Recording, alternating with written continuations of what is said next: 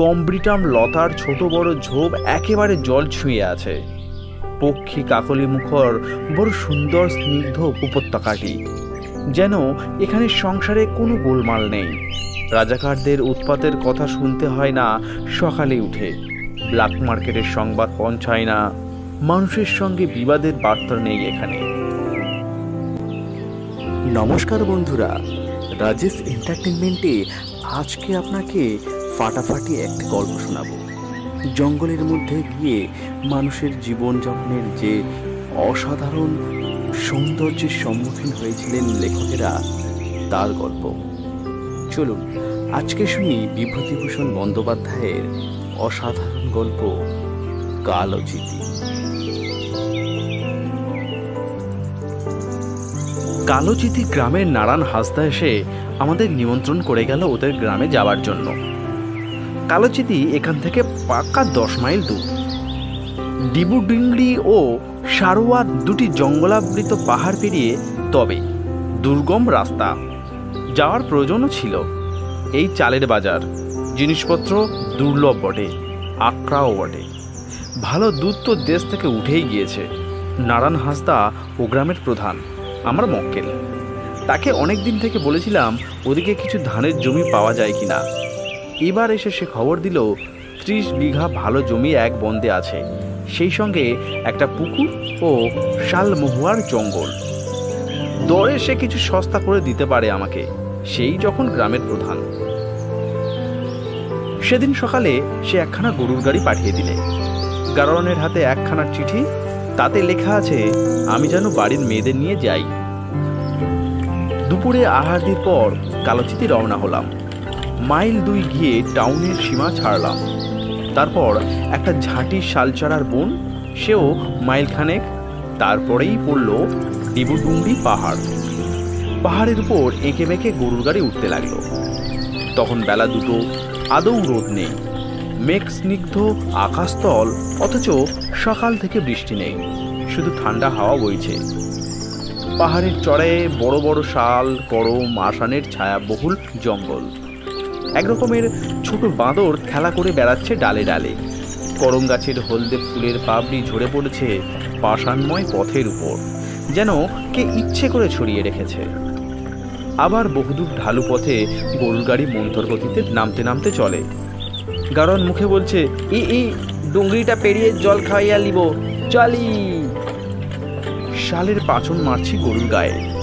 পাহাড় পার হয়ে ঢালু বিস্তীর্ণ পথটা যেখানে সমতল ভূমিতে এসে মিশেছে, সেখানে একটা পাহাড়ি নদী উপল রাশির উপর দিয়ে বয়ে চলেছে। পার্বত্য নদীর বন্ধুর তটভূমিতে দুপারেই কুটট কুসুমের শোভা। চিরহলতা অজগর সাপের মতো বড় বড় শাল গাছের গুঁড়িতে বেষ্টন করে উপরের দিকে উঠেছে। কমব্রিটাম লতার ছোট বড় ঝোপ একেবারে জল ছুঁয়ে আছে। পক্ষী কাকলি মুখর বড় সুন্দর স্নিগ্ধ উপত্যকাটি, যেন এখানে সংসারে কোনো গোলমাল নেই।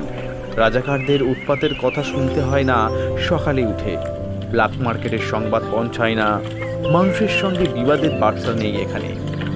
গাড়োয়ান বললে, নামো বাপু, জল খাইয়া লিব গরুর দুটোকে।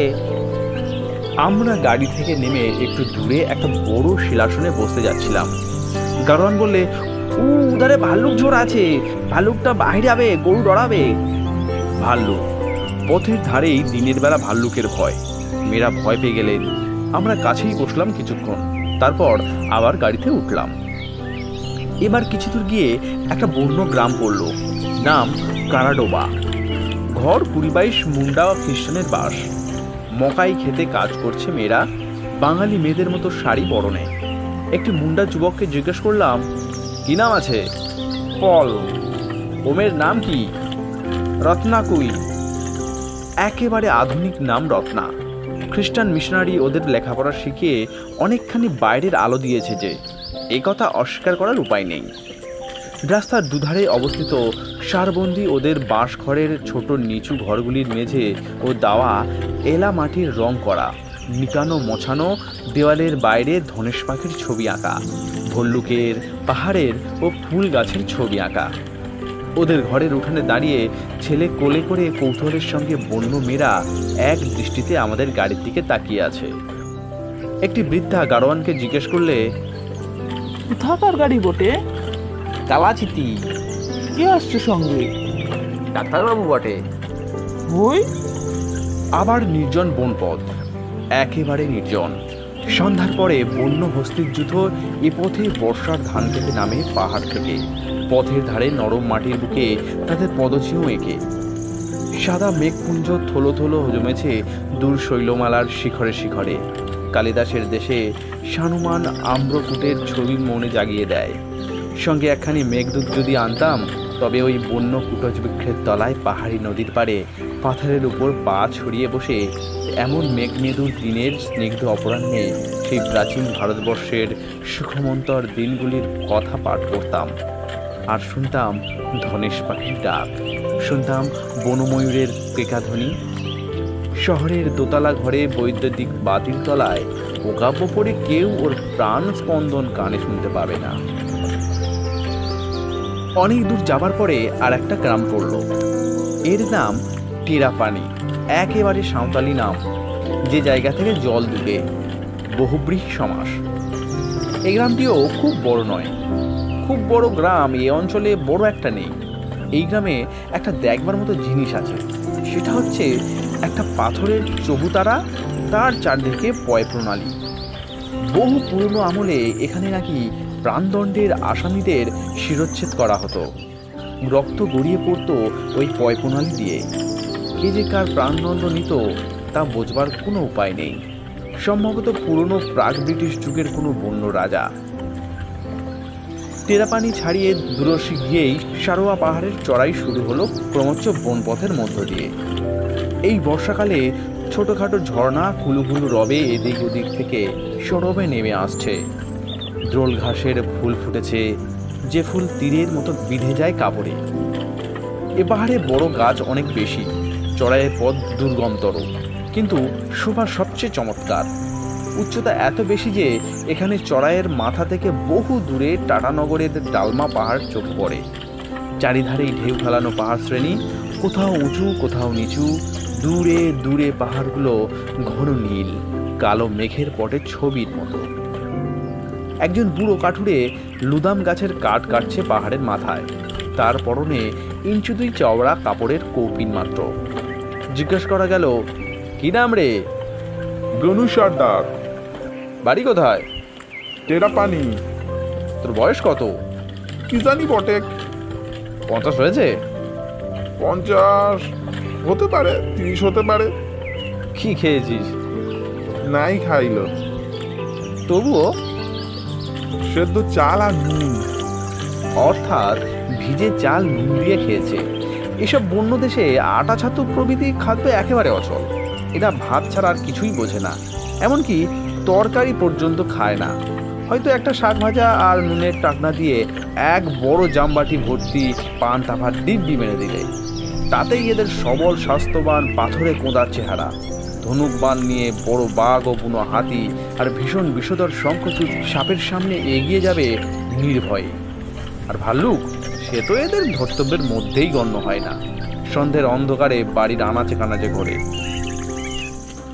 আমাদের গাড়ির একটি মেয়ে হাসতে হাসতে বললে, হ্যাঁ গনু সর্দার, তোমার বয়স 15 পর্যন্ত হয়েছে কি?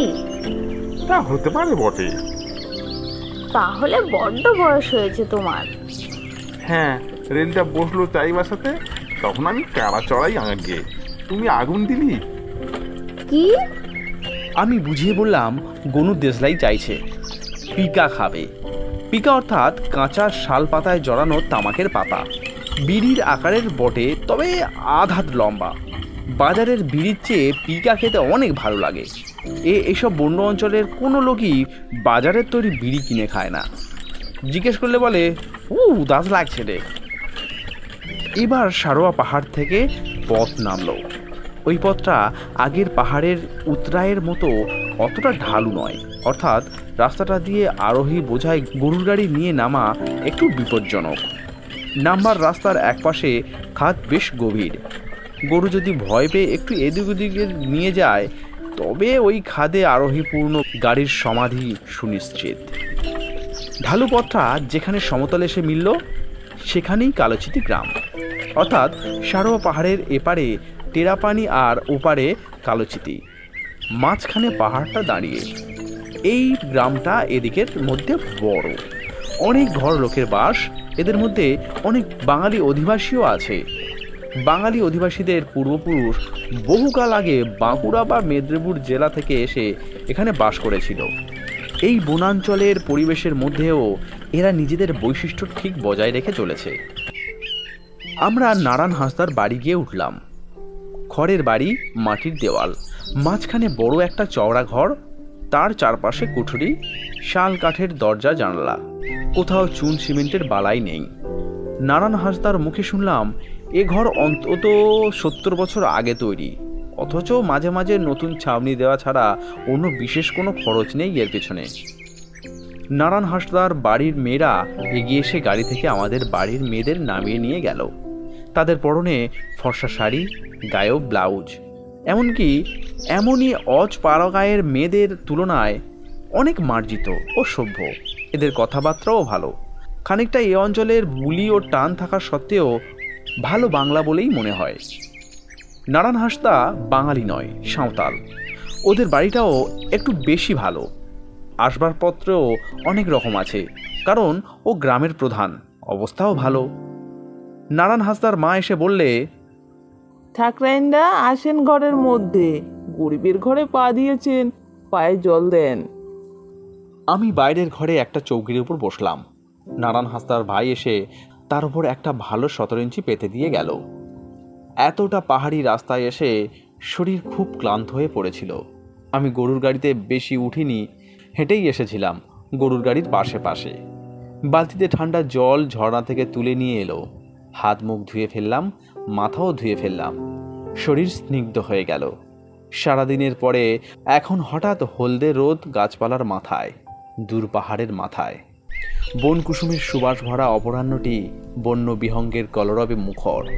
ওদের বাড়ির সামনে মস্ত বড় কুসুম গাছ, তার তলায় কাঠের আস্ত গুড়িচেরা ছালের বেঞ্চি পাতা।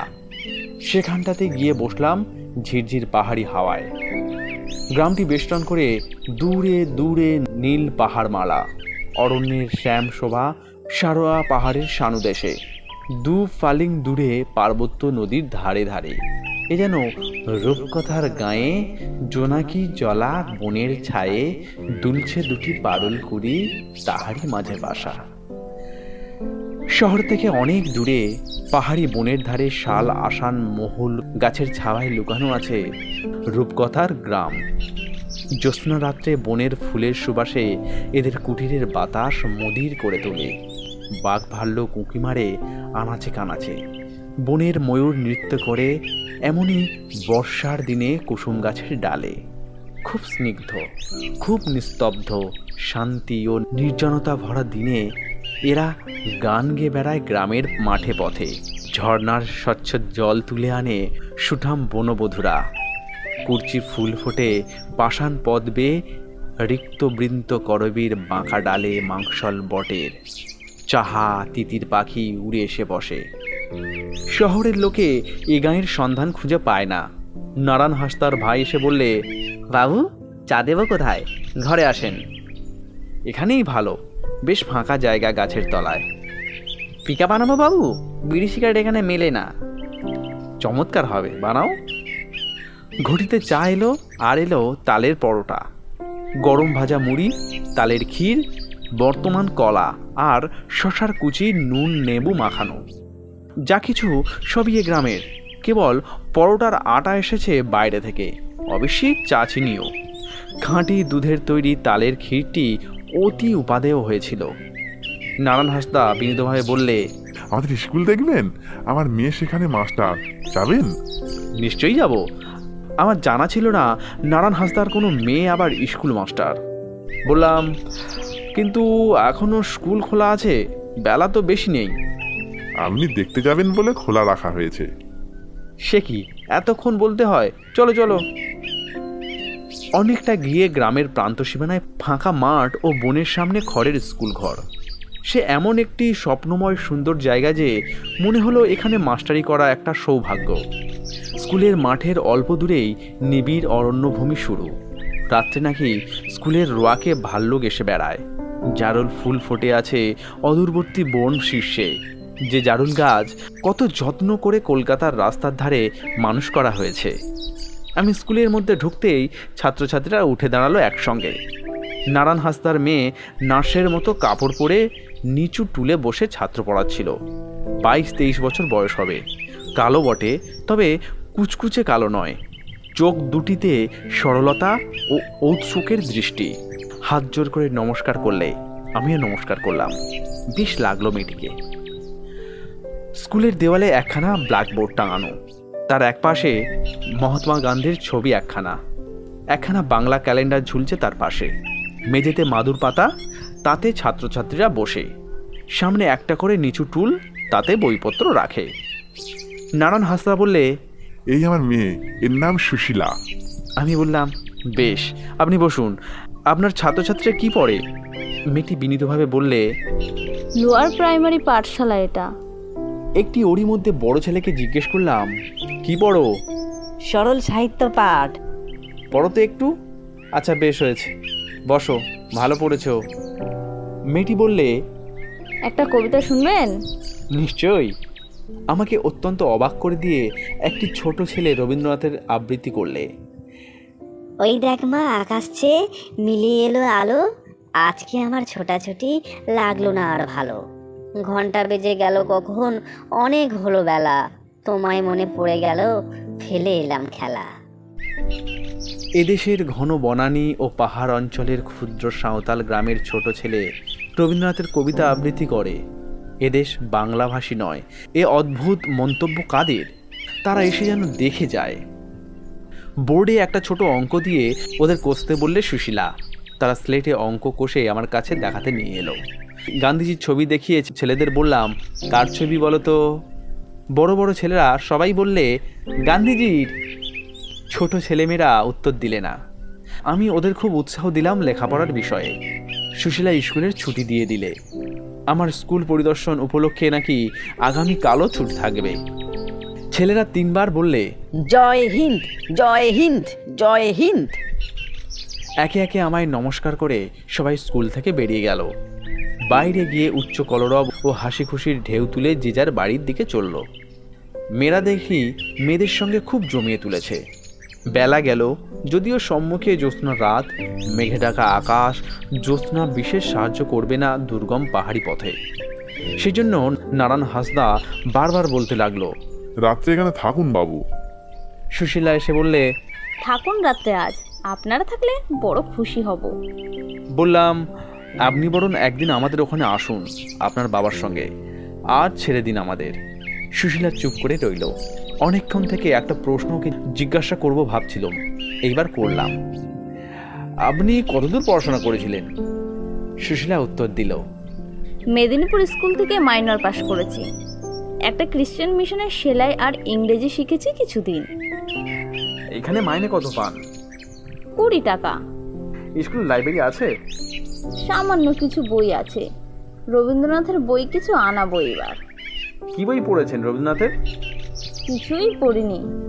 আমি যে মিশনে সেলাই শিখতাম, সেখানকার টিচারের কাছে ওর অনেক বই ছিল।